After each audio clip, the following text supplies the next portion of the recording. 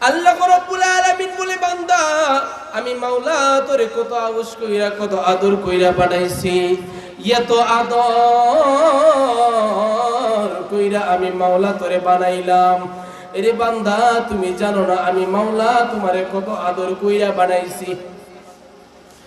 আল্লাহ রাব্বুল আলামিন বলে, বান্দা আমি মাওলা তোরে দুনিয়ার জমিনে বানাইলাম, একটা উদ্দেশ্য আছে।